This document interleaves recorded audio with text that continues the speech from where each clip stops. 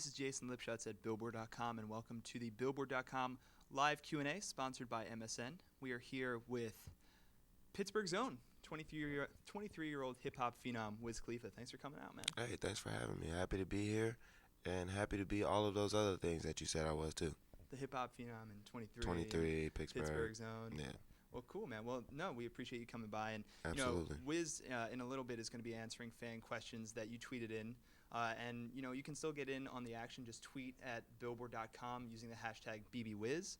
And we'll try to incorporate as many questions as we can. So, before that, I just had a couple questions of my own. Yeah.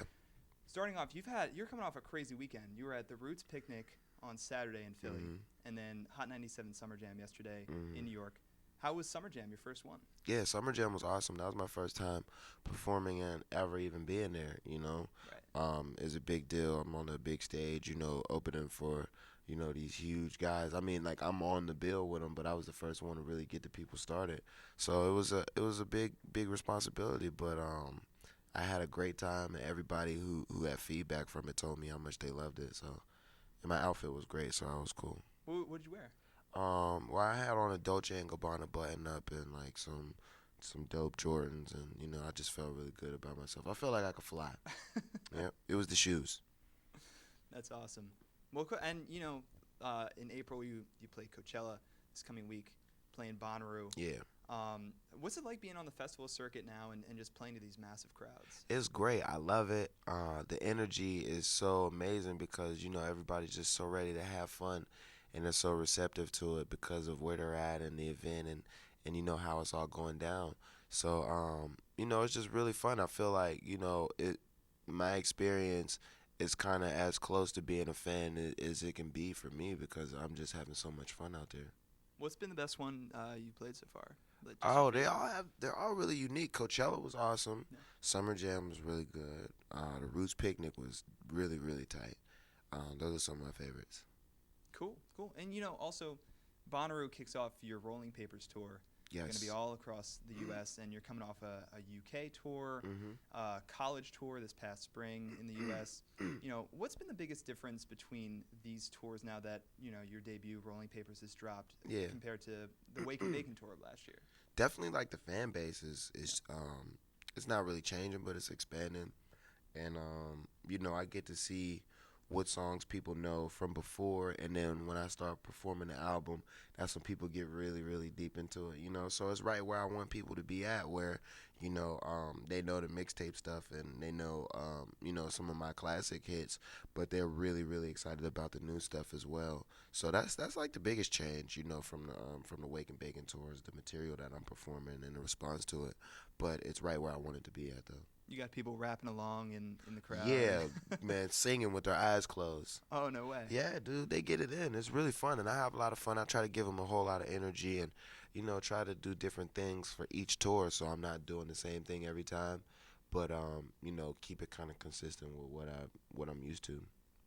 Very cool. And, on the Rolling Papers tour, you got Big Sean coming out as support. Yeah. And, he's having a huge year as well. Yeah. Out of all the rising hip-hop stars, why do you think he just works for this tour at this time? Well, I feel like he's working the hardest to, really identify himself. And regardless of, what I'm saying, whether the radio plays him, which they're starting to do a whole lot, or, people feature him, he's always working, he's always in the studio, and he's always on the road, which reminds me of, how I built where I'm at, and I see him on the exact same path. So that's why, he's a really good friend of mine, and I feel like he works for the tour. Yeah, definitely. And you got Chevy Woods coming out, so Absolutely. It's going to be a great tour. Yeah, it's going to be really good. I wish I could have some more people, but we're going to do it. We're going to do it bigger and better, like, with the years to come.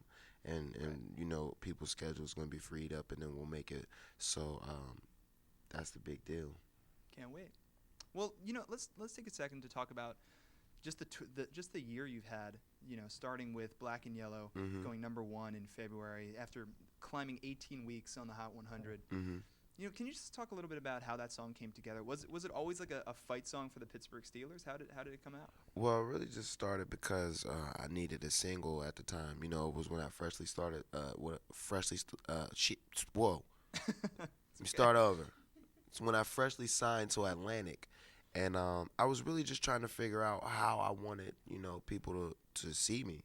I knew it was gonna be my first big single, so I didn't want to come, too left field, too mainstream or too poppy because I know I had that in me, but I was gonna save that for later. So I figured I'd just do something to represent me and where I'm from, and the best way to represent Pittsburgh is by our colors. You know what I'm saying? That's all of our sports team colors.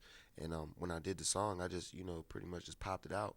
But then when I listened to it and I sat on it, I'm like, man, it's a really good idea. We could run with it. Told the people at the label how I felt about it, and they got straight behind it, and it became one of the biggest songs in the country. When it hit number one, when you heard it went number one, what was your first reaction? Man, it was kind of surreal. It was like, is this really happening? It's like, nobody. You always hope for that to happen, but you never know when it's gonna happen. And then to be number one, like just knowing all the songs, and the different genres of music that it was competing with, it's pretty amazing. Yeah, totally. Yeah, after such a long climb too, it's unbelievable. Yeah.